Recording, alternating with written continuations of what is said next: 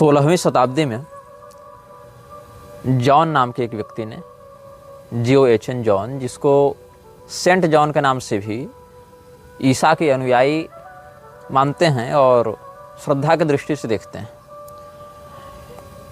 तो उसके विषय में एक पुस्तक लिखी गई थी, Saint John of the Crosses. ये पुस्तक 16वीं शताब्दी में छपी थी और 16वीं शताब्दी में लिखी इस पुस्तक में एक अवधारणा को बल दिया गया था जिसको कहते हैं dark night of the soul.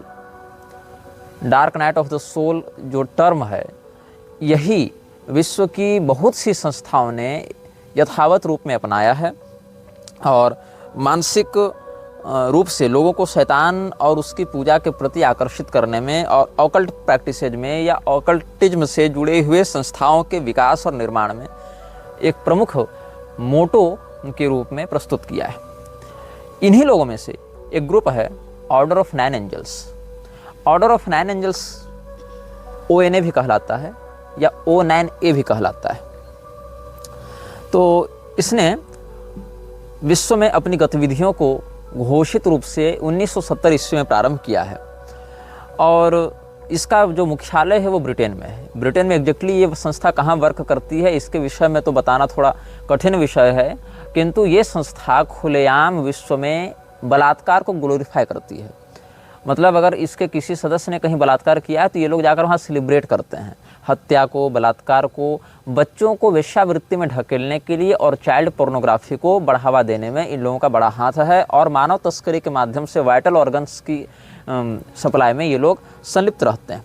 यहाँ तक कि एक बड़ी घटना तब हुई थी जब अमेरिकी सेना के एक बेस पर अटैक करने के लिए अमेरिकी सेना के ही एक सैनिक को इन्होंने तैयार किया था। मतलब इन्होंने अमेरिका की मिलिट्री में घुसपैठ भी कर रखी है। ऑर्डर ऑफ 9 एंजल्स का एक सदस्य अमेरिकी सेना में बाकायदा बहाल होता है, ट्रेनिंग लेता है और उसके एक बेस को उड़ाने की प्लानिंग भी करता है। यद्यपि उस समय प्लानिंग के एग्जीक्यूट होने से ठीक पहले किसी गलती के कारण इसे पकड़ लिया जाता है, इसका पर्दाफाश हो जाता है। तो बहुत से देशों में आतंकवाद और अव्यवस्था को बढ़ाने के लिए, अर्थव्यवस्था को अस्थिर करने के लिए, सत्ता को अपने फायदे के अनुसार नचाने के लिए ये संगठन कुख्यात है, नोटोरियस है। ये सोशल डार्विनिज्म पर काम करते हैं। सोशल डार्विनिज्म एक अब्सर्ड टर्म है। मतलब ये इवोल्यूशन को ऐसे प्रस्तुत करता है जो नेचर बेस्ड न होकर सेल्फ बेस्ड हो। मतलब कि डार्विन की यह थ्योरी थी कि जीव प्रकृति के अनुरूप अपनी जो स्थिति है शारीरिक और मानसिक उसको बदलता है और इसमें कई दशक, कई शतक, कई शताब्दी और कई सहस्राब्दी भी लगते हैं उस जीव के एवोल्यूशन के एडप्टेशन के आधार पर। ये उसका एक सामान्य सिद्धांत था। यद्यपि ये उसका जो अवधारणा है वह बहुत से समकालीन लोगों के ही द्वारा खंडित भी किया गया, चैलेंज भी किया गया और आज तक इस सिद्धांत की कई बार धज्जियाँ उड़ाई जा चुकी हैं। किंतु सोशल डार्विनिज्म के माध्यम से लोग कहते हैं कि प्रकृति के अनुसार हम प्रकृति के नियंत्रण में नहीं बदलेंगे, हम खुद को सेल्फ गवर्नड बॉडी के रूप में एनालिसिस करते हुए खुद डेवलप होंगे और समाज को साथ में डेवलप करेंगे, हम समाज के नियंत्रक बनेंगे। तो इस जो संगठन ने काम किया उसमें एक रिपोर्ट के अनुसार एडहेरेंट्स are encouraged to secretly infiltrate organizations such as the military or Christian churches in order to destabilize them from within।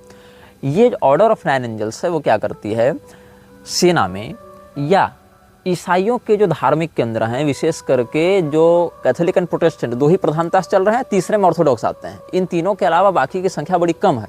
तो कैथोलिक, प्रोटेस्टेंट्स और ऑर्थोडॉक्स ये 3 प्रधान केंद्र बिंदु होते हैं ईसाइयत के। इनके संगठनों में पादरी बनकर, नन बनकर, डोनेटर बनकर या और किसी अथॉरिटी के रूप में सम्मिलित होना और उसको जड़ से खोखला करना और उसको वहाँ से समाप्त करना सीक्रेट एजेंट के रूप में।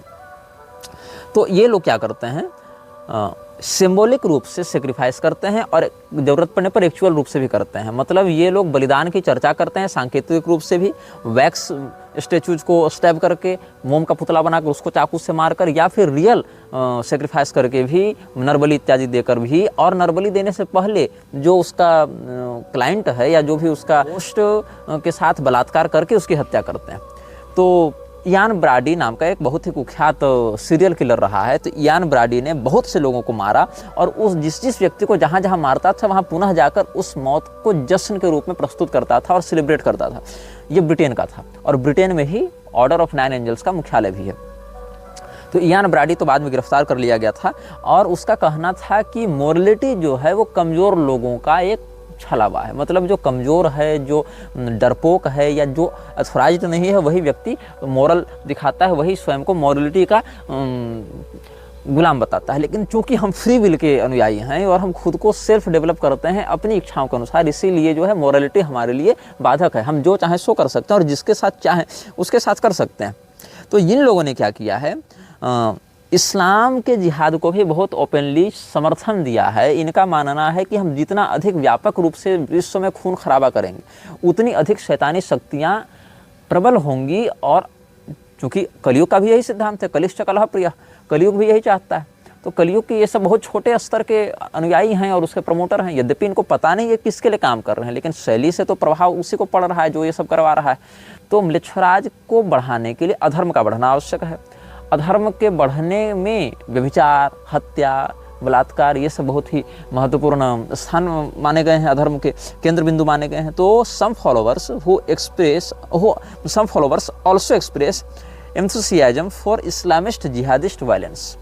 All this real world activity is supposed to have a supernatural effect, opening up a gateway into the world for evil energies. और ये सब बलात्कार, चोरी, हत्या, डकैती करने के पीछे इनका उद्देश्य क्या होता है? इनका उद्देश्य ये होता है कि हम अपने प्रभाव से अधर्म को इतना अधिक बढ़ा दें कि गेटवे खुले और उस गेटवे से इनके द्वारा आराधित की जाने वाली पैशाचिक शक्तियाँ जो मिडिल डायमेंशन में रहती हैं, जो कॉस्मिक डायमेंशन है और जो ये पार्थिव आयाम है, इन दोनों के मध्य में जो डायमेंशन है जहाँ पर इस प्रकार के जो क्षुद्र शक्तियाँ हैं, जो तामसिक शक्तियाँ हैं, वेताल, भूत, प्रेत, ब्रह्म, राक्षस, मुंजा और कलुआ, ये सब जो शक्तियाँ हैं वो सब जहाँ रहती हैं, या इनकी भाषा में कहने तो डीमंस और जो ये सब मानते हैं, वेम्पायर्स, या जो कुछ मैथोलॉजिकल और कुछ रियल कैरेक्टर्स भी जो ये मानते हैं, टर्मोलॉजी अलग अलग हो सकती है। तो ये सब वहाँ पर एग्जिस्ट करते हैं और वहाँ से गेटवे खुले और हमारे इस दुनिया में आकर हमें वरदान दें और हमारे विश्व नेता बनने के अभियान को सार्थक करें। तो वो गेटवे कैसा दिखता है इसकी भी परिकल्पना ये कोटिंग ने की है और उसने अपने अनुभवों को लिखा है, उस पर हम बाद में आएंगे। और साथ ही यह भी बताएंगे कि ये कोटिंग का उत्थान और पतन कैसे हुआ, इस पर भी हम चर्चा करेंगे। तो इनको कॉमन टर्म में नियो नाजी भी कहा जाता है। जैसे कि नाजी का अभियान विश्व में एक विचारधारा मात्र को स्थापित करते हुए अन्य सभी विचारधाराओं को नष्ट करने के प्रति केंद्रित था, वैसे ही ये लोग भी चाहते हैं कि हम लोग भी अपनी एकमात्र विचारधारा को पूरे विश्व पर लागू करते हुए बाकी सभी लोगों को निर्ममतापूर्वक मार डालें। ये उनकी अवधारणा रही है।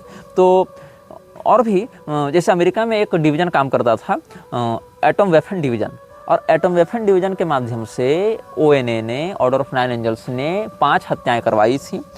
और इसी प्रकार से जो ब्रिटेन है, ब्रिटेन में सॉनन क्रिक डिवीज़न काम करता था और वो भी इसी प्रकार का काम करता था। अभी वर्तमान में अमेरिका और ब्रिटेन दोनों की सरकार ने एटम वेपन डिवीज़न और सोनन क्रिक डिवीज़न को प्रतिबंधित कर दिया है।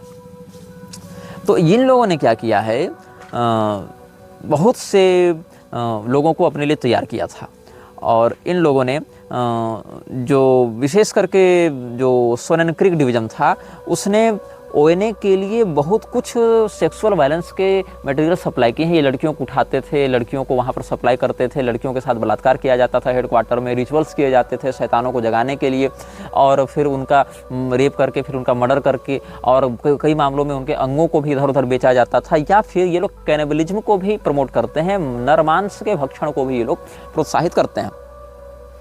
तो ये हम आपको ऑर्डर ऑफ 9 एंजल्स के विषय में बता रहे हैं। जो ये संस्था है इसमें 1960 से गतिविधियां प्रारंभ हो गई थी, लेकिन प्रभावी रूप से विश्व में इसको अपनी पहचान स्थापित करने में 10 साल का समय लगा। और 1980 आते आते इसने ट्रेडिशनल सैटनिज्म को प्रमोट किया है। हम इसका लोगो भी स्क्रीन में आपके साथ साझा करेंगे।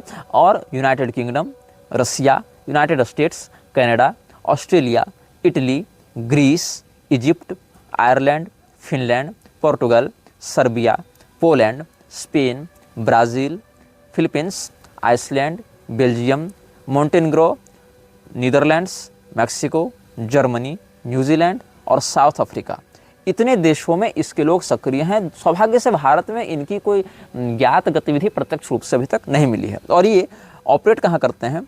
ब्रिटिश कोलंबिया, टेम्पेर, केरलिया, सॉफ्टशायर और साउथ कैरोलिना, इन स्थानों पर ये करते हैं।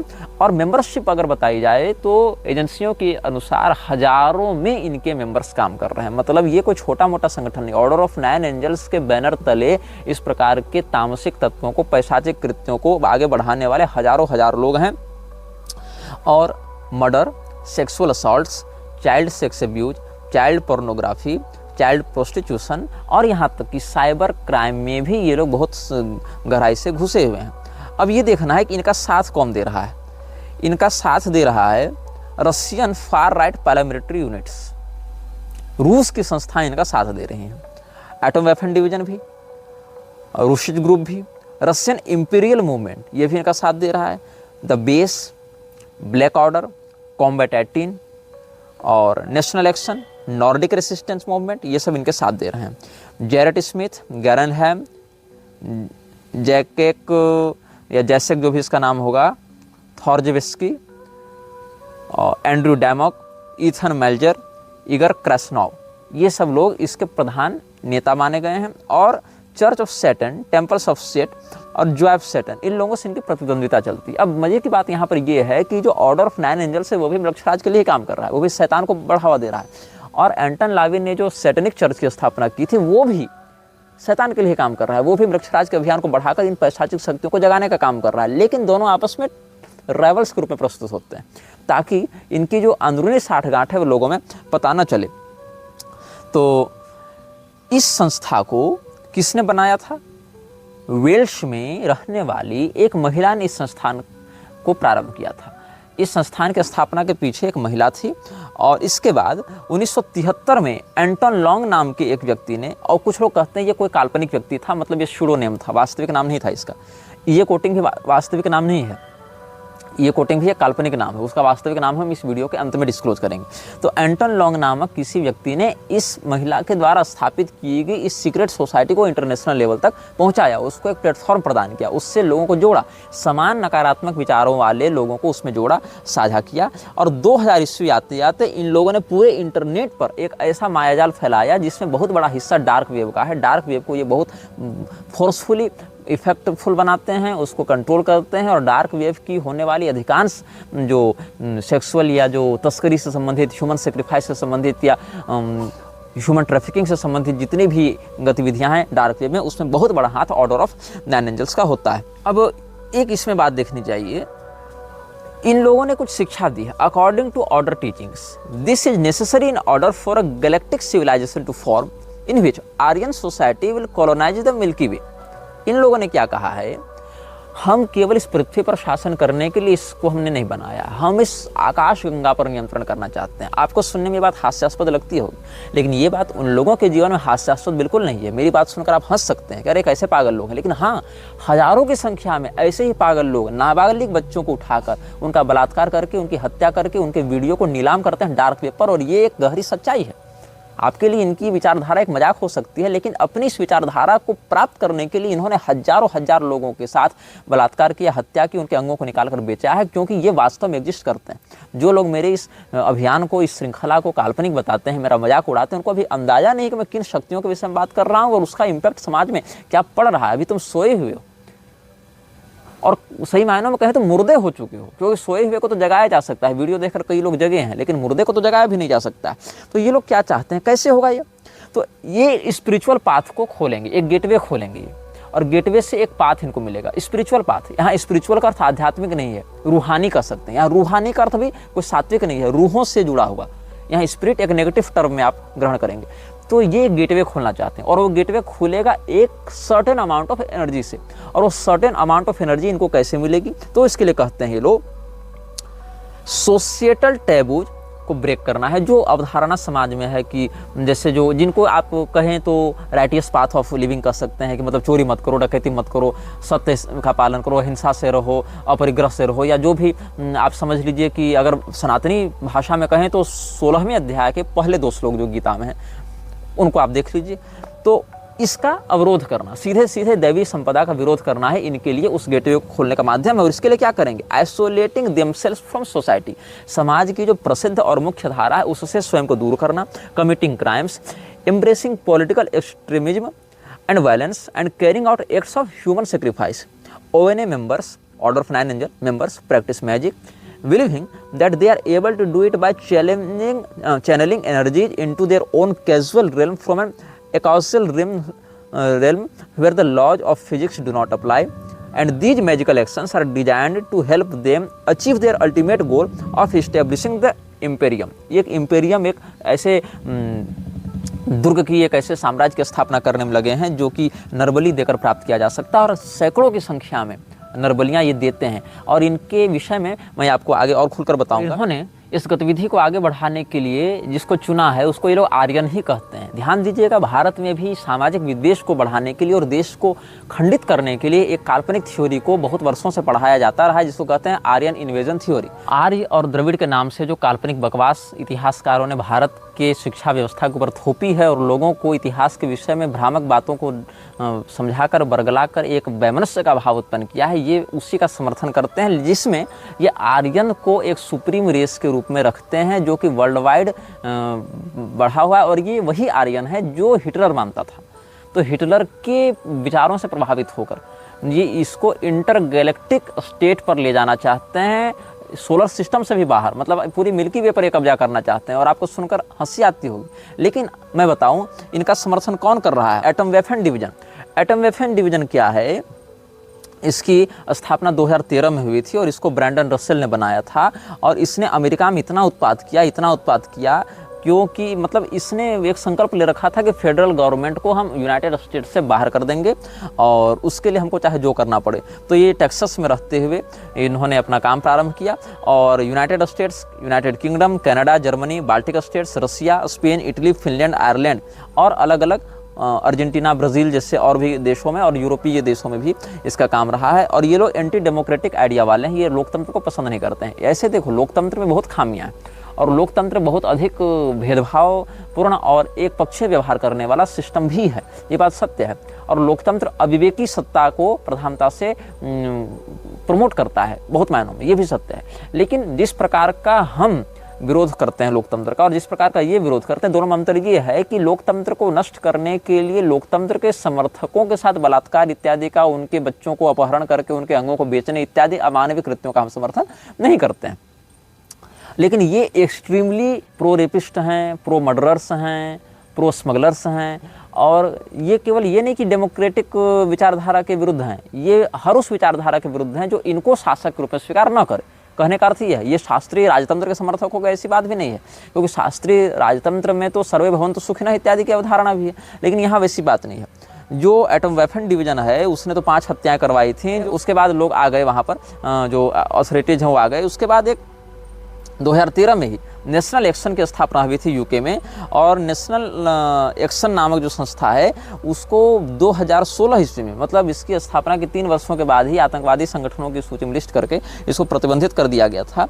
और इसने नेशनल एक्शन ने मिलकर एटम वेपन डिवीजन के साथ मिलकर एक और संगठन को प्रमोट किया जिसका नाम था सोनेनक्रेग डिवीजन।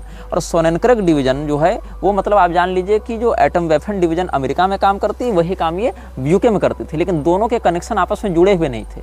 लेकिन समान विचारधारा होने के कारण चैट और ईमेल के माध्यम से नेशनल एक्शन को माध्यम बनाते हुए, मीडियम बनाते हुए इन दोनों ने संपर्क किया, दोनों डिवीजन ने, यूके बेस्ड और यूएसए बेस्ड। और बीच में मीडिएटर कौन बन गया? National action. और इन लोगों ने मिलकर ये कहा कि हम लोग 2018 में इन लोगों ने कहा कि प्रिंस हैरी जो है उसको हम लोग मार देते हैं। प्रिंस हैरी जो ससेक्स का ड्यूक भी है उसको हम मार देते हैं। क्यों मार देते हैं? क्योंकि उसने मेघन मार्केल से विवाह किया है और मेघन मार्केल जो है वो पूर्ण श्वेत महिला नहीं है, वो ब्राउन चमड़ी की है, इसीलिए उसका वध कर दिया जाए, उसको गोली मार दी जाए। और इतना ही नहीं, हर वो पुलिस वाला मार दिया जाए जो इनकी सुरक्षा में है, और मारने से पहले उसका बलात्कार किया जाए, ये भी। और हर वो श्वेत महिला मार दी जाए जो अश्वेत पुरुषों के साथ या उस प्रकार के संबंधों में लिप्त है। इस प्रकार से इन्होंने बिल्कुल रंग के आधार पर हत्या हिंसा को मतलब अभी प्रमोट करना भी आरंभ किया है। और ऐसे ही करके एक कॉम्बैट 18 नाम का ग्रुप काम करता था। कॉम्बैट 18 की स्थापना इन लोगों से पहले हुई थी, ये तो 2013-2016 से काम कर रहे हैं। कॉम्बैट 18 की स्थापना हुई थी 1992 ईस्वी में। डेविड मैट के द्वारा इसकी स्थापना की गई थी। ऐसे इसकी स्थापना ब्रिटेन में ही की गई थी और अभी तो ये एक्टिव है, लेकिन जर्मनी में इसको बैन किया गया है, इस प्रकार की सूचना प्राप्त हो रही है। विकिपीडिया में भी इसके विषय में बहुत कुछ मिल जाएंगे और इसके जो इतने अधिकारी हैं वो अधिक संख्या में तो नहीं हैं, लेकिन लगभग 200 से 250 लोग इसके लिए अभी कार्य कर रहे हैं, ऐसी सूचना भी यहाँ प्राप्त हो रही है। ब्लैक ऑर्डर इत्यादि, black order of pan Europa, ये भी एक सैटेनिस्ट ग्रुप है और 1994 में इसकी स्थापना हुई थी। ऑर्डर ऑफ 9 एंजल्स के ही ये सब डिविजन्स हैं, मतलब ऑर्डर ऑफ 9 एंजल्स में जितनी संस्थाएं एफिलिएटेड हैं, मतलब ये उनका अम्ब्रेला कॉरपोरेशन है। जैसे अल्फ़ाबेट एक कंपनी है, अल्फ़ाबेट के अंदर गूगल भी है, जीमेल भी है, यूट्यूब भी है और ड्राइव भी है, प्ले स्टोर भी है, ये सब अल्फ़ाबेट के अंतर्गत आते हैं। जैसे मेटा एक अम्ब्रेला कॉरपोरेशन है, मेटा के अंतर्गत फेसबुक है, इंस्टाग्राम है, व्हाट्सअप है और भी छोटे मोटे 50 सॉफ्टवेयर उसके अंतर्गत काम करते हैं। तो ऐसे ही Order of 9 Angels Umbrella Corporation है और उसके नीचे नीचे ये सारे डिविजन्स और सारे कॉम्बैट्स काम करते हैं। और इन लोगों ने पूरे पश्चिम जगत को ऐसा आतंकित किया है कि वहाँ के जो राइट विंगर्स हैं उनका जीना मुहाल हो गया है। और सत्ता बाहर से इन लोगों से लड़ती है, लेकिन आंतरिक रूप से सत्ता में जितने बड़े बड़े नेता, उद्योगपति और यहाँ तक कि मिलिट्री के भी लोग बहुत हद तक इसके गुप्त एजेंट रहते हैं और वहाँ पर इसके एजेंट के रूप में काम करते हैं। आपको ये जानकर आश्चर्य होगा कि वैश्विक सत्ता में बैठे हुए बहुत से लोग, बाहर से लगता है कि अमुक पार्टी का नेता है, बाहर से लगता है ये अमुक सेना का कमांडर है, बाहर से लगता है ये अमुक मीडिया संस्थान का रिपोर्टर है, जर्नलिस्ट है, लेकिन अंदर से वो किसी और संस्था से जुड़े होते हैं, उसके लिए काम कर रहे होते हैं। जैसे भारत में भी एक व्यक्ति जो उपराष्ट्रपति रहा जिसका नाम था हामिद अंसारी, बाहर से देखने से वो भारत का उपराष्ट्रपति रहा, लेकिन अंदर से वो किन संस्थाओं के लिए काम करता था, किस प्रकार की जिहादी गतिविधियों को प्रमोट करता था, ये उसके रिटायर होने के बाद लोगों के सामने बातें खुलकर आने लगी तो पता चल गया। यहाँ तक कि इंदिरा गांधी के समय जो केजीबी है उसने भारत के सूचना तंत्र में या राजनीतिक तंत्र में कितना अधिक हस्तक्षेप कर रखा था। लाल बहादुर शास्त्री इत्यादि के समय भी उसका हस्तक्षेप बहुत अधिक था, लेकिन उतना सक्रिय नहीं हो पा रहा था वो, इसीलिए ताशकंद इत्यादि के मामलों में उनकी हत्या करवा दी गई। बाद में इंदिरा गांधी के समय तो ये बहुत ज़्यादा प्रभावी होने लगा था ये सब। तो इंदिरा गांधी को जनाधार के बिना भी उस स्तर पर पहुंचाने वाला और लाल बहादुर शास्त्री को अपदस्थ करने वाला जो भी सिंडिकेट काम कर रहा था उसमें केजीबी का बहुत प्रत्यक्ष हाथ था। और ये सब बातें सार्वजनिक पटल पर भी उपलब्ध हैं या बहुत सी इस विषय में ऑथराइज्ड डॉक्यूमेंटेशंस पढ़ सकते हैं। तो ऑर्डर ऑफ 9 एंजल्स की हम आपके समक्ष चर्चा कर रहे थे। हमने आपको बताया था एक व्यक्ति के बारे में जिसका नाम है E.A. कोटिंग, और E.A. कोटिंग अपने विषय में व्यक्त करते हुए लिखता है किंगडम्स ऑफ फ्लेम इत्यादि में कि ये जिस परिवार में जन्म लिया था प्रारब्धवशात, इसकी किस्मत ने इसे एक ऐसे परिवार में भेजा जो परिवार बहुत पहले से ऑकल्ट प्रैक्टिसेज में लगा हुआ था। बचपन से उन घटनाओं को देखता था, उन समनिंग्स को देखता था और उन सारे रिचुअल्स को देखता था, लेकिन इसको समझ में नहीं आता था कि ये सब चल क्या रहा है। एक दिन ऐसा हुआ, इसके पिता और इसके माता दोनों अचानक से गायब हो गए। गायब मतलब आंखों के सामने से अंतर्ध्यान नहीं हो गए, मतलब कहाँ गए कोई नहीं जानता है। मतलब इसके माता पिता एक दिन गए और फिर कभी नहीं लौटे। ये अपने घर में अकेला था। उस समय इसके पास एक व्यक्ति आता है, कथित रूप से ऑर्डर ऑफ 9 एंजल्स के लिए वो व्यक्ति काम करता था, लेकिन इसका कोई आधिकारिक प्रमाण हमारे पास नहीं है। कथित रूप से जो व्यक्ति इसके पास आया उसका नाम था एर्गो, और उस व्यक्ति ने इसको गोद लिया। और आगे से जहाँ भी पिता शब्द का हम प्रयोग करेंगे वहाँ ये जो गोद लिया एर्गो ने, उसी व्यक्ति की यहाँ पर चर्चा समझी जानी चाहिए। तो एर्गो कथित रूप से ब्रिटिश ऑर्डर ऑफ 9 एंजल्स का सदस्य था और विश्व में पैशाचिक गतिविधियों को करने का प्रसारक भी था, अभ्यस्त भी था और एक एक्टिव रिचुअलिस्ट था। तो एर्गो ने इसको जब गोद लिया तो ये नहीं बताया कि मुझे यहाँ आने के लिए किसने कहा। मतलब एक घर में कोई बच्चा अकेला रहता है, ये इन्फॉर्मेशन उस तक कहाँ पहुँची, कैसे पहुँची, ये उसने रिवील नहीं किया। न उसने ये रिवील किया कि क्या उसके पिता माता और एर्गो का पहले से कोई कनेक्शन था, या उसने एर्गो के माता पिता के ये कोटिंग के माता पिता के गायब होने में उसका कोई हाथ है या उस विषय में कुछ जानता है। मतलब इस प्रकार की कोई बात नहीं हुई उसके साथ। और इतना ही पता चला कि एर्गो ने अपना परिचय दिया कि मैं ऑर्डो एसेंसम एर्टेनालिस नामक संस्था के लिए काम करता हूँ। यद्यपि ये संस्था कहीं न कहीं जुड़ी हुई थी ऑर्डर ऑफ 9 एंजल्स से, ऐसा संदेह था हमें। और हालांकि इस बात का भी अभी तक मेरे पास कोई ठोस प्रमाण नहीं है, लेकिन जिस प्रकार की गतिविधियाँ ये कर रहे हैं मुझे पक्का विश्वास है कि कहीं न कहीं कोई कनेक्शन होगा। तो ये एर्गो जब प्रैक्टिस करता था, ये भी अपने घर में इसको ले आया, तो इसने भी अपने वो रिचुअल्स करने प्रारंभ किए, ये उनको भी देखता था। तो पूछता था कई बार अपने उस पिता से, क्योंकि वही उसके लिए पिता हो गया। तो उसको ये पूछता था आप क्या कर रहे हैं, कैसे कर रहे हैं। तो इसका पिता एक ही उत्तर देता था, the only way a person can discover these things is to experience them. इसको मैं बोलकर नहीं समझा सकता, हम जो करते हैं उसको समझने का एक ही तरीका है, तुम भी इसको करो, तुम भी इसको महसूस करो, जानो कि ये क्या चीज़ें हैं, तब तुम जान पाओगे। तो ऐसा चलता रहा। बहुत सारी पुस्तकें, बहुत सारे गोएटिक पुस्तकें थी, बहुत सारे साहित्य इसके घर में पढ़े हुए थे, बहुत सारी समनिंग्स की चीज़ें पड़ी रहती थी। तो ये पढ़ता गया, लेकिन इसके पिता को ये करता हुआ, एर्गो को करता हुआ ये देखता था, और इसको समझ में नहीं आता था कि आखिर जो समाज हमें बाहर दिखता है, इस कमरे के बाहर, और इस कमरे में जो घटनाएं घटित होती हैं, या जिस प्रकार की एनर्जी अनुभव होती हैं, जिस प्रकार का वाइब्रेशन अनुभव होता है, वो बाहर की दुनिया से बिल्कुल अलग क्यों लगता है। मतलब जिस कमरे में रिचुअल्स होते थे, उस कमरे की दुनिया और कमरे के बाहर की दुनिया, दोनों में कोई तालमेल इसको नहीं दिखता था। तो जब इसका 12वां जन्मदिन था, ये लिखता है, it was on my 12th birthday that my father took me in his car for a long drive. As I rode in the passenger seat, wondering where we were headed, my father and I chatted, the subject seeming to linger on the spiritual growth that I had fostered in my young years. He kept saying in different words that I could do so much if only I had better instruction, and that once I began, all obstacles would melt from my path. तो Ergo ने इस बच्चे को, जब इसका 12वां जन्मदिन था, तो इसको कहा कि चलो हम लोग कहीं घूमने चलते हैं। अपनी गाड़ी में बैठाया, कार में, पैसेंजर सीट पर ये कोटिंग था, आगे इसको गोद लेने वाला पिता एर्गो था, और दोनों आपस में सामान्य चर्चा करते हुए जा रहे थे। और चर्चा का केंद्र बिंदु यह था कि ये कोटिंग बचपन से जिस प्रकार के माहौल में रहा है और जिस प्रकार की घटनाओं का प्रत्यक्षदर्शी रहा है, उन घटनाओं को नियंत्रित और निर्देशित करने वाली कोई बड़ी सत्ता अगर हो, या कोई एक्सपीरियंस्ड मास्टर उसको मिल जावे, तो और भी उसको दिव्य अनुभव या बड़े अनुभव हो सकते हैं, और अनबिलीवेबल शक्तियाँ इसके पास आ सकती हैं। तो धीरे धीरे ये सब चर्चा जब अंतिम पड़ाव पर थी, तो वो ये कोटिंग देखता है कि हमारी गाड़ी रुकी, और कहाँ पर रुकी है, एक ऐसे घर में जो ईंटों से बना हुआ है। इसके पिता ने, एर्गो ने, गाड़ी रोकी और कहा कि तुम इस घर में चले जाओ। क्यों? Go on inside, someone is waiting for you there, I will be right here in the car when you are ready to leave. ये कहता है कि लोहे के जंजीरों से वो घर बाहर से बांधा गया था, और अगल बगल और भी कई सारे घर थे, लेकिन ये घर थोड़ा सा अलग लग रहा था, क्योंकि इस घर में एक अजीब सी खामोशी थी, एक सन्नाटा था इस घर में।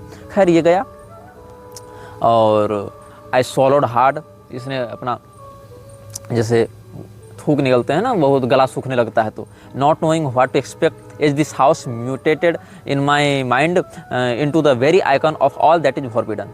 तो दरवाज़ा खुला कार का, और ये नीचे उतरा, थोड़ी दूर चला, और सांसों को गहराई से अपने फेफड़ों में भरा, और फिर without looking back at my father or the car, I reached behind me to swing the door closed and took my first steps toward the brick house. ये पीछे मुड़कर देखा नहीं कि कार में कोई है कि नहीं, कार है कि नहीं, मेरे पिता क्या देख रहे हैं। ये सीधे सीधे दरवाजे तक गया, क्योंकि घर में माहौल ऐसा था इसका, तो थोड़ा इसका मन तो तैयार था इन चीज़ों के लिए, और सोचा कि मैं दरवाजे पर दस्तक दूँ। ये कहता है, I stopped in the front of the wood door that guarded all the secrets of the house and raised my fist to knock. अपना हाथ ऐसे से करेंगे, दरवाजे पर दस्तक देंगे, ठकठकाएंगे। लेकिन अचानक से इसको लगा कि किसी ऐसी शक्ति ने मुझे प्रेरणा दी, या मेरे हाथ को अपने कंट्रोल में लिया, और मैं ठकठकाने के बजाय उसके नॉब को घुमाने लगा। दरवाजे में जो नॉब लगा हुआ था, मैंने ठकठकाने के बजाय नॉब घुमाया और सीधे दरवाजा ही खोल दिया। जब दरवाज़ा हमने खोला, तो क्या कहता है, the same unknown something led my hand to the door knob and twisted it, the door opened, the creak being much deeper and more sinister than the one made by the car door. जब car का दरवाज़ा खुला था, तब भी एक प्रकार की विचित्र आवाज़ इसको सुनाई पड़ी थी। कार के खुलने पर जो ची, इस प्रकार की आवाज़ पुरानी कार में हो सकती है ग्रीसिंग की कमी कारण, और दरवाजे के खुलने पर भी जो क्रैकिंग साउंड आया, वो और ज़्यादा सिनिस्टर था, और ज़्यादा मेलिशियस था, पैशाचिक था। जब अंदर झांकता है, तो घर में पर्याप्त प्रकाश था, हवा में बासीपन था, मतलब जैसे बहुत दिनों से किसी घर में कोई नहीं घुसा है, तो ठंडी और थोड़ी सड़ी हुई हवा आती है, बासी हवा थी, ताज़ी हवा नहीं थी, और जाले लगे हुए थे इधर उधर। और मुझे उस कमरे में जब प्रवेश मैंने किया, तो मुझे कोई दिखा नहीं, उस समय कोई मनुष्य नहीं दिखा, और अचानक से दरवाज़ा जब बंद होता है, खुद ब खुद दरवाज़ा बंद हुआ, ऐसा इसने कहा था। दर्शक ध्यान देंगे, इसकी कहीं प्रत्येक बात को सच होने का मैं दावा नहीं करता, मैं बस उसके अनुभवों को आप तक पहुँचा रहा हूँ, ऐसा भी इसने लिखा है। और ये अनुभव कैसे किसी की ज़िंदगी को प्रत्यक्षतः प्रभावित करते हैं, ऐसी घटनाएं, ऐसी क्रियाओं को करने वाले लोग, इस पर हम बाद में आएंगे, आपको बाद में बताएंगे। इसको हम अगले अनुभाग में बताएंगे, कल इस विषय में चर्चा करेंगे। आज ये विषय लंबा हो जाएगा, इसलिए संक्षेप में ही बताएंगे। तो मुझे कुछ चाहिए नहीं था, लेकिन अचानक से जब मैंने पीछे देखा जहाँ दरवाज़ा बंद हुआ, तो पीछे तो कोई था नहीं। आगे जब देखा तो एक बूढ़ा व्यक्ति खड़ा था। He had not been there before, I was sure. मैं आश्वस्त था कि जब मैं कमरे में घुसा तो वो व्यक्ति वहाँ नहीं था। जब दरवाज़ा बंद हुआ तब वो व्यक्ति वहाँ पर खड़ा आया। वो एक काले रंग का चोगा पहने हुए था जो ज़मीन तक लटक रहा था, और लाल रंग का कोई सिंबल अपने छाती पर उसने सी रखा था। इसके साथ साथ वो लंबा था, उसकी एक लंबी दाढ़ी थी सफ़ेद रंग की, और उसके लंबे सफ़ेद बाल थे। तो उसने कहा, your father has taught you many things hasn't he? तुम्हारे पिता ने तुम्हें बहुत कुछ सिखाया है, नहीं सिखाया क्या? तो मैंने हाँ में अपना सर झुकाया, लेकिन मुझे उसकी प्रतिक्रिया को देखकर लगा जैसे वो पूछ नहीं रहा, वो बता रहा हो, मतलब एश्योरेंस कर रहा हो। आई was sure he didn't need an answer. His lessons are easy for you, they are natural. You don't feel the need to struggle with them. You have something, you are something that most people could never imagine. उस बूढ़े ने कहा, तुम्हारे पिता ने तुमको जो भी सिखाया है वो बेसिक चीज़ें हैं, सरल चीज़ें हैं और प्राकृतिक चीज़ें हैं, इसीलिए तुमको उन बातों को सिद्ध करने में या समझने में कोई कठिनाई नहीं हुई। तुम्हारे अंदर कोई बात है और कुछ ऐसी बात है जो बाकी लोगों की कल्पना से परे है। फिर उसने कहा, क्या तुम इस दुनिया में और गहराई से उतरना चाहते हो? देख लो, तुम इस दुनिया में कहीं भी जा सकते हो, या तो ईश्वर के सिंहासन तक भी पहुंच सकते हो या नरक की गहराई तक भी जा सकते हो, मतलब कि कहीं भी तुम जा सकते हो। ये इस प्रकार की दुनिया है। और उसने फिर कुछ हमें दिया। इसने कहा कि इसने कुछ एक इंटीग्रेशन की इसके साथ और इसको कुछ दिखाया, कुछ इसको अनुभव कराए। तो इसके कानों में कुछ शब्द गूंजने लगे। इसको लगा जैसे हम दोनों के अलावा उस कमरे में कुछ और भी लोग हैं जो दिख नहीं रहे, लेकिन उनकी बातें फुसफुसाहट हमें सुनाई पड़ रही हैं। तो इसने केवल इतना कहा, कैन यू टीच मी? क्या तुम मुझे सिखा सकते हो? तो जब इसने पूछा कि क्या तुम मुझे सिखा सकते हो या क्या आप मुझे सिखा सकते हैं, तो I tensed having heard them myself as if spoken by another person all together. उस बूढ़े व्यक्ति ने जो जवाब दिया, मुझे लगा उसके साथ साथ कोई और भी रिपीट कर रहा है, कोई और भी मुझसे बात कर रहा है। Even more, I didn't know if I wanted to be taught by this stranger. The words were bought into my throat and shoved out of my mouth of their own will and force. और मैं नहीं जानता था कि मुझे उस बूढ़े से वास्तव में सीखना है कि नहीं सीखना है, मैं इस कनेक्शन को आगे बनाना चाहता हूँ कि नहीं बनाना चाहता हूँ। लेकिन मैंने जब पूछा था कैन यू टीच मी, मुझे लगा जैसे किसी और ने मेरे गले से वो शब्द निकलवाए हैं। फिर उसने सहमति दी और फिर ये घर से बाहर निकला और इसके पिता इसको मिले और वापस यहाँ पर आने का निमंत्रण उस बूढ़े ने दिया और कहा, सप्ताह में तुम 3 दिन यहाँ पर आओगे, बाकी तो नॉर्मल ज़िंदगी जियोगे, अपनी पढ़ाई लिखाई इत्यादि करोगे, और यहाँ पर वो 3 दिन सप्ताह में आएगा बातों को सीखने के लिए। तो मुझे बाद में पता चला कि ऑर्डो एसेंसम एरिटनैलिस के 10th डिग्री की पढ़ाई करेगा। ये कोई डिग्री होगी उनकी संस्था की, इसके विषय में मुझे भी अभी वर्तमान स्थिति में ज़्यादा नहीं पता है। तो हो सकता हो कि जैसे फ्रीमेसन्स में 33 डिग्री तक ये लोग ले जाते हैं, वैसे इस संस्थान की जो बातें हैं वो 18 कलाओं में विभाजित हों, 18th डिग्री तक ये लोग ले जाते होंगे। तो इसने कहा कि 10 से लेकर 18 डिग्री तक हम तुमको पढ़ाएंगे, और कहा कि 18वीं डिग्री की जब तुमको सिद्धि हो जाएगी, उस स्तर तक जब तुम पहुँच जाओगे, तो जितने भी दरवाजे हैं, जितने भी ये सब हैं, तुम्हारे लिए खोल दिए जाएंगे और फिर तुम जो भी चाहोगे अपनी इच्छाओं के अनुसार उन शैतानों से काम ले सकते हो। ये सब उसने कहा। तो 12 साल इसने पढ़ाई की और 12 साल में ये 16th initiation in the order पहुंच गया था। ये 16वीं डिग्री तक पहुंचा 12 साल में। और नवंबर का महीना था, नवंबर का महीना 2000 ईस्वी की बात बता रहा हूँ, नवंबर का महीना था। और उस समय ऑर्डो एसेंसम एरिटनैलिस में जब ये था तो इसके पास 3 लोग आए, और 3 लोग जब आए तो 3 attendants entered the house and marched directly to the dining room wherein I sat. My mentor, for some reason that then discomforted me, opted to remain outside. Each man took a seat around the polished wood table without speaking a word of salutation. Although Asians have been admonished first by them and later by my superiors in the OAA as to even hinting as the identities or physical characteristics of these 3, I will say that they were well dressed, well groomed and clean cut men. Their manners were more professional than military, but were precise all the same. Each also carried with him a large sealed manila envelope. इसने कहा कि जब ये अपने mentors के साथ बैठा हुआ था तो 3 लोग इसके पास आए और सीधे डाइनिंग टेबल तक पहुंचे, और इसके मेंटर ने कहा तुम दरवाजे से बाहर चले जाओ। और उन तीनों लोगों के जो कपड़े थे, रंग रूप थे, अनुशासन था, वो बिल्कुल मिलिट्री से भी ज़्यादा साफ़ सुथरा और अनुशासित लग रहा था। और उन तीनों के हाथ में एक सीलबंद लिफाफा था उन लोगों ने ज़्यादा बातें नहीं की, एक दूसरे की ओर देखा और मेरी ओर भी देखा, और उस समय मेरी जो आंखें थी वो धुंधली पड़ने लगी, जो सामने का जो दृश्य था वो धुंधला पड़ने लगा। और बस इतना पता चला कि मेरी दाहिनी ओर जो व्यक्ति था वो बाद में फिर इसको बुला लिया गया था, दाहिनी ओर जो आदमी था वो मेरी ओर बड़ी तीव्र दृष्टि से देख रहा है। और फिर मुझे कहा गया कि ये जो लिफाफा है वो तुम्हें देने के लिए मुझे कहा गया है, और तुमने ऐसे 3 लोगों ने अलग अलग बातें कही थी। Don't think that we come to you asking what we do because you are an expert. We are here because you are one of the few that has will the intense desire to travel the road that we are presenting to you. ये सब उसने कहा। और तीसरे व्यक्ति ने कहा, You have studied the Goetia, the Black Raven, Grimorium Verum, the Heptameron. Indeed, you have access to the secret libraries of the OA. मतलब अब तुम इस स्थिति में पहुंच गए हो कि गोटिया तुम पढ़ चुके हो, आर्स गोटिया वगैरह सब पढ़ ही चुका था, ब्लैक रेवन भी पढ़ चुके हो, ग्रिमोरियम वेरम भी पढ़ चुके हो, हेप्टामेरॉन भी पढ़ चुके हो, और 16th डिग्री तक तुम पहुंच गए हो। तो ये जो ऑर्डो है, ऑर्डो एसेंसम एर्टेनेलिस, उसके जो गुप्त लाइब्रेरीज हैं जहाँ पर वो सीक्रेट दस्तावेज रखे रहते हैं, वहाँ तक तुम्हारी पहुँच हो चुकी है।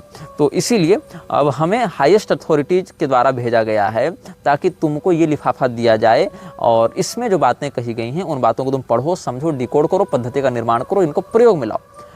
जो गाइडलाइंस हैं बेसिक वो अंग्रेजी भाषा में हैं, और जो मुख्य मंत्र हैं और जो पद्धतियाँ वो अन्य भाषा में हैं, और इसको कहते हैं स्केलेटन शिफर। स्केलेटन शिफर इस भाषा का नाम उसने बताया था। The text is in English, we were told, except for a few spells और conjurations it is written in what can be called a skeleton cipher. The only information that is given in this grimoire is the absolute most vital information that which was necessary to preserve through time. समय के साथ इस ज्ञान की सुरक्षा करना बहुत आवश्यक था, हमने तुमको दिया, हम नहीं जानते इसको किसने लिखा था और किसके लिए लिखा गया था, किसके द्वारा लिखा गया था। तुम्हारे उच्चाधिकारियों ने हमें यह नहीं बताया है, बस हमें यह बताया गया है कि इस ज्ञान की सुरक्षा करनी है और तुम तक पहुँचा देना है। तो इस प्रकार से कहा गया। और अंत में क्या इसको कहा गया कि your task is take what we give you here and to make it whole. हम तुमको जो देने आए हो अधूरा है, तुम्हारा काम इसको पूरा करना है। Figure out how this magic works, how it's used, and to render a full manuscript on a complete system directly to them. इस पांडुलिपि के आधार पर तुम एक पूरी पद्धति का निर्माण करो। ये कुछ अधूरा है मानचित्र या जो पद्धति प्रक्रिया है, और तुम इसको पूरा करो और इसकी शक्तियों को प्रयोग करना सीखो। हम लोग जीवन में फिर दोबारा कभी नहीं मिलेंगे, हमारी ओर देखना मत, हमारे विषय में पूछना मत, हमारा जो काम था यहाँ पर समाप्त हुआ। We will never meet with you again, don't look for us, don't ask about us, we have done what we were asked to do and this is where it ends. इस प्रकार से लोग कहे और चले गए। और ये कोटिंग अपने जीवन के अगले 3 साल, नवंबर 2000 से लेकर 3 अक्टूबर 2003 तक इसी मैन्युस्क्रिप्ट को डिकोड करने में लगा रहा, इसकी पद्धति का निर्माण करने में लगा रहा, और 3 अक्टूबर 2003 को ऑर्डो एसेंसम एर्टेनालिस के 18वीं डिग्री को ये प्राप्त करता है। और जिस प्रकार से क्रॉली को ऐवास इजिप्ट में मिला था, और डॉक्टर जॉन डी भी जानते थे कि किस प्रकार से उसके साथ वो सब शक्तियाँ संवाद कर रही हैं, वैसे ही ये कोटिंग ने भी अपना वर्णन किया है कि मुझे भी उस समय लगा कि किसी शक्ति ने मुझे अपना साधक चुना है या चाहता है कि वो उसके मार्ग तक आए। हो सकता है ये शक्ति मृक्षराज ही हो, या हो सकता है मृक्षराज के द्वारा बहुत छोटे स्तर पर इसको चुना गया हो किसी व्यवस्था को नियंत्रित या मैनिपुलेट करने के लिए, ऐसा हो सकता है। लेकिन कहीं ना कहीं उसका संबंध उससे अवश्य था। अब हम आपको इसके विषय में बताएंगे कि उस मैन्युस्क्रिप्ट में क्या था। बहुत से स्क्वायर्स बने हुए थे जिनके अंदर छोटे छोटे स्क्वायर्स थे, उनमें कुछ विशेष अंक लिखे रहते थे, और उन्हीं अंकों का संकेत समझते हुए आगे जो एग्जीक्यूशन है पद्धतियों का वो करना होता था। तो आगे हम पृष्ठ 17 तक जाते हैं। 17वें ये 16वें पृष्ठ के अंत में लिखता है कि ये जो टेबल चार्ट बने हुए थे, इससे मुझे लगा कि हिंदू लोग जिसको तत्व कहते हैं वही ये कुछ तत्वों की बात है। जैसे पंचतत्व हैं हमारे यहाँ, पंचतत्वों की तन्मात्रा है। तो ये क्या कहता है, I was impressed with the idea that the squares are somewhat at a mid point between the Hindu tattvas and the Enochian tablets. जो हिंदू लोग तत्व निर्माण करते हैं, जो तत्व चक्र इत्यादि का निर्माण करते हैं, इसमें अकडम चक्र है, अकथा चक्र है, राशि चक्र है, कुर्म चक्र है, ऐसे करके मंत्र सिद्धि के बहुत से चक्र होते हैं। तो ये सब मंत्र के तत्वों के चक्र होते हैं। तो इन चक्रों के या ऋणी धनी चक्र इत्यादि भी बनता है। तो जैसे हिंदुओं में ये सब तत्व चक्र बनाए जाते हैं, या तत्व चक्र में अलग अलग वर्ण मात्रिका के आधार पर अलग अलग तत्वों को वर्गीकृत भी किया गया है। इसमें 5 तत्वों के आधार पर मंत्रों का वर्गीकरण भी होता है, साधक का भी होता है, और साधक का तत्व मंत्र के तत्व के साथ मैच होना चाहिए। जैसे कोई मंत्र अग्नि तत्व का है और मैं जल तत्व का हूँ, तो वो दोनों मंत्र आपस में रिएक्ट कर जाएंगे, मंत्र और साधक मैच नहीं कर पाएंगे। अब जैसे कोई साधक जो है वो पृथ्वी तत्व का है, कोई मंत्र उसको अग्नि तत्व का मिल जाए, कोई जल तत्व का मंत्र है, साधक अग्नि तत्व का हो जाए, तो ये सब विरोधी तत्व हो जाते हैं। लेकिन आकाश तत्व जो है वो लगभग सभी तत्वों का संतुलन बना लेता है। तो ये वही कहना चाह रहा है कि बुक ऑफ इनोक में जो टेबलेट्स दिए गए हैं और हिंदू लोग जो तत्व चक्र बनाते हैं, इन दोनों से मिलता हुआ इनके मध्य का कोई ये विषय हमको लग रहा था। और ऐसा लग रहा था ये किसी ज्वाला के साम्राज्य की बात कर रहा है। कुछ लोगों को ये कोटिंग की बात पागलपन लग सकती है, कुछ लोगों को हास्यास्पद लग सकती है, कुछ लोगों को सच लग सकती है। मैं इन तीनों बातों में किसी भी बात का समर्थन या प्रस्तावन लेकर यहाँ नहीं बैठा हूँ। मैं बस ये बताना चाह रहा हूँ कि अलग अलग लोगों के इस संसार से जुड़े अलग अलग अनुभव होते हैं और बहुत से ग्रिमोरीज में जो बातें कही गई हैं उन बातों का कनेक्शन व्यक्ति के जीवन में कैसे लागू होता है, ये मैं बस आपको समझाना चाह रहा हूँ। बाकी आप स्वयं समझदार हैं, तो इतने अनुभाग देखने के बाद आप स्वयं कनेक्शन जोड़ने के लायक हो गए होंगे। तो इसने 17वें पृष्ठ में लिखना प्रारंभ किया है कि कैसे कैसे हम शक्तियों के साथ अटैच होने का प्रयास कर रहे थे। जो पहला ज्वाला का साम्राज्य था उसके विषय में काले रंग की स्याही से एक सर्कल बना हुआ था और उसमें बहुत सारे ये लगे हुए थे स्क्वायर्स, उसमें बहुत कुछ अंदर अंक लिखे हुए थे। I took my place on a wooden chair before the altar and rested my hands on my knees entering a gnostic trance and I began to opening visualisations and culmination of the energy needed to perform the ritual. The air gradually thickened and seemed to swirl with the unseen currents moving through it. इस प्रकार से बताता गया कि कैसे हम वो सब इंकेंटेशंस पढ़ रहे थे और कैसे वो यंत्र निर्माण कर रहे थे, ये सब उसने बताई है।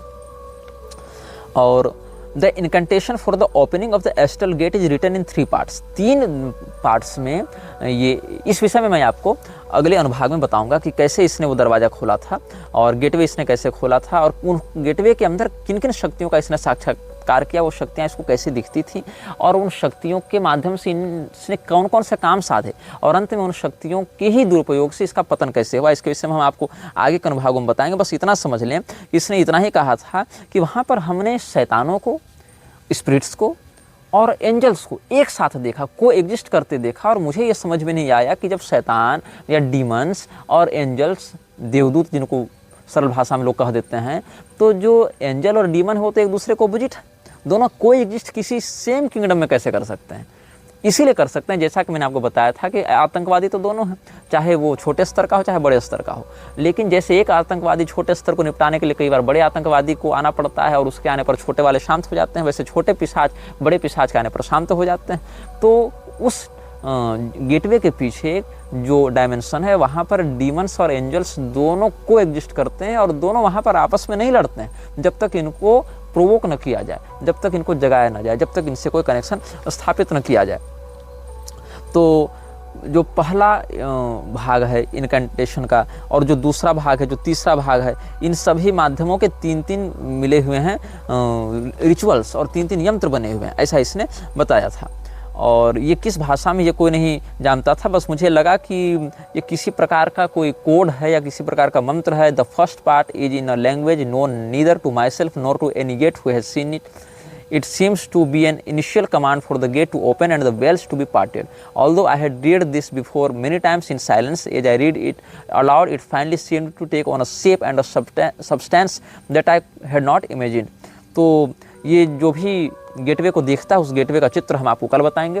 उस गेटवे से जुड़े हुए जो यंत्र हैं उनका चित्र भी आपको हम अगले अनुभाग में बताएंगे और किस प्रकार के वहाँ तत्वों को इसने देखा, किस प्रकार की एंटिटीज़ को देखा और किस प्रकार ये ज्वाला का साम्राज्य अलग अलग परतों में बटा हुआ है। और फिर इसी ये कोटिंग के नाम का या वर्णन का आश्रय लेकर कैसे पश्चिम के जगत में व्यापक तबाहियाँ मचाई गई और उसका क्या दुष्परिणाम हुआ, इस पर हम अगले अनुभाग में चर्चा करेंगे।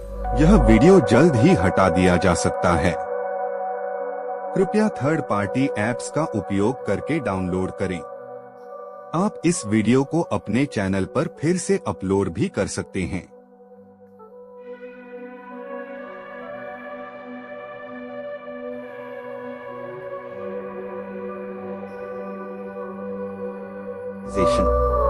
This video may get deleted soon. Please download using third-party apps. You may also re-upload this video on your channels. Thank you.